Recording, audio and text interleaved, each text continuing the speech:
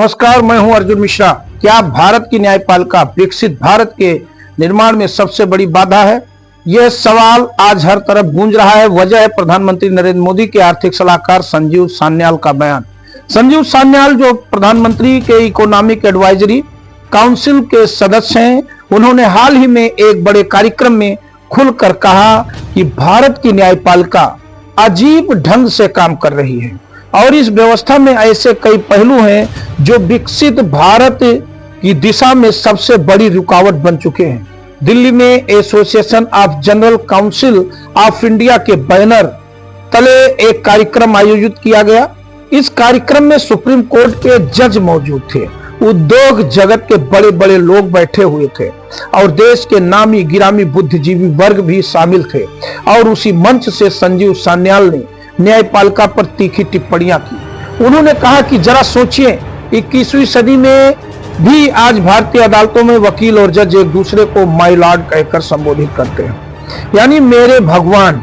और जज जब कोई केस दायर किया जाता है तो उसे प्रेयर कहा जाता है, यानी प्रार्थना। उन्होंने कहा कि यह सिर्फ शब्दों का मामला नहीं है, बल्कि यह भाषा का सामंतवादी मानसिकता और अंग्रेजों की गुलामी को झलक दिखाती है। सान्याल ने इसके बाद न्यायपालिका की छुट्टियों पर भी सवाल उठाए। उन्होंने कहा कि यह दुनिया की शायद अकेली ऐसी न्यायपालिका है जिसे साल भर में सबसे ज्यादा छुट्टियां चाहिए। उन्होंने सवाल किया कि क्या पुलिस यह कह सकती है कि हम गर्मियों की छुट्टी पर जा रहे हैं, या अस्पताल यह कह सकते हैं कि हम वेकेशन पर बंद रहेंगे? अगर ऐसा हो तो देश का क्या हाल होगा। लेकिन न्यायपालिका को छुट्टियां चाहिए, जबकि वही दूसरी तरफ कहा जाता है कि लाखों केस लंबित हैं, न्यायाधीश कम हैं और ढांचा कमजोर है। तो फिर यह विरोधाभास क्यों? उन्होंने मध्यस्थता यानी मीडिएशन के नियम पर भी तंज कसा। बोले कि अगर दो पक्ष चाहे तो आपस में सुलह कर सकते हैं, लेकिन अगर नहीं चाहते तो क्या इसे मजबूरी बनाया गया? इसे कंपलसरी कर दिया गया। 6 महीने का समय भी तय कर दिया गया कि 6 महीने में यह प्रक्रिया पूरी होगी। इसका मतलब यह है कि आधा साल बिना वजह बर्बाद हो गया। क्या यह न्याय में देरी नहीं है? सान्याल ने एक और अहम बात कही कि आखिर हर केस लड़ने के लिए एक लॉ ग्रेजुएट यानी वकील क्यों जरूरी है। उन्होंने कहा कि ये आई का जमाना है। अब टेक्नोलॉजी के जरिए कोई भी व्यक्ति अपने केस के रेफरेंस ढूंढ सकता है, पुराने आदेश देख सकता है, और अगर उसके पास ज्ञान है तो वो खुद भी अपनी पैरवी कर सकता है।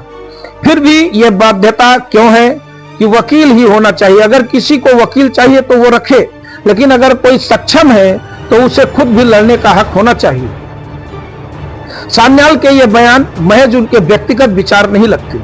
ये वही बातें हैं जो पहले राष्ट्रपति द्रौपदी मुर्मू कह चुकी हैं।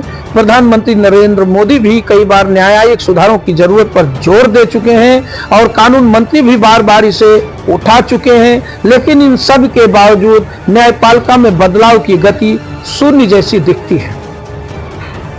मणिपुर की हिस्सा का उदाहरण लेते हुए उन्होंने अप्रत्यक्ष रूप से कहा कि वहां की मैतई और कुकी समुदायों के बीच भड़की हिस्सा की जड़ में हाई कोर्ट का आदेश था। आदेश बाद में वापस ले लिया गया, लेकिन तब तक आग लग चुकी थी और समाज जल उठ चुका था। सवाल यह है कि इस जिम्मेदारी को कौन उठाएगा?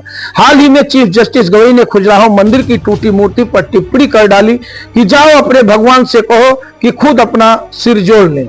संजीव बालियान ने सीधे तौर पर तो इस टिप्पणी का उल्लेख नहीं किया, सान्याल ने नहीं किया। समाज में यह बहस जोर पकड़ गई कि क्या इसी तरह की टिप्पणी अगर किसी मस्जिद या चर्च को लेकर होती, क्या तब भी यही बात कही जाती? न्यायपालिका पर पक्षपात और असंवेदनशील टिप्पणियों के आरोप भी समय समय पर लगते रहे हैं। लोग यह भी कहते हैं कि सुप्रीम कोर्ट दीपावली के पटाखों पर तो रोक लगा देता है, लेकिन अन्य अवसरों पर आंखें मूंद लेता है। सबरीमाला मंदिर में महिलाओं के प्रवेश को लेकर सुप्रीम कोर्ट का फैसला समाज के एक बड़े वर्ग को रास नहीं आया। वहीं दूसरी ओर नुपुर शर्मा जैसे मामलों में फ्री स्पीच की सीमा तय की जाती है, लेकिन उदयनिधि स्टालिन जैसे नेताओं पर चुप्पी साध ली जाती है। ऐसे कई उदाहरण दिए जाते हैं कि न्यायपालिका का रवैया असामान्य है। एक और गंभीर आरोप है कि न्यायपालिका में भ्रष्टाचार और भाई भतीजावाद अपनी चरम पर है। लोग कहते हैं कि पॉलिटिक्स और ब्यूरोक्रेसी में भले ही भ्रष्टाचार हो, लेकिन सबसे ज्यादा भ्रष्टाचार अगर कहीं है तो वो न्यायपालिका में है। जजों की नियुक्ति को लेकर कॉलेजियम सिस्टम पर भी सवाल उठे हैं। सरकार ने कहा था कि इस सिस्टम को पारदर्शी बनाना चाहिए, लेकिन उसके बाद से न्यायपालिका और सरकार के बीच टकराव बढ़ गया, पूरी तरह से खटास हो गया। प्रधानमंत्री कह चुके हैं कि न्यायिक सुधार अब जरूरी है, राष्ट्रपति भी कह चुकी हैं, कानून मंत्री बार बार इस मुद्दे को उठाते रहे हैं और अब प्रधानमंत्री के आर्थिक सलाहकार ने इसे देश के विकास की सबसे बड़ी बाधा करार दिया।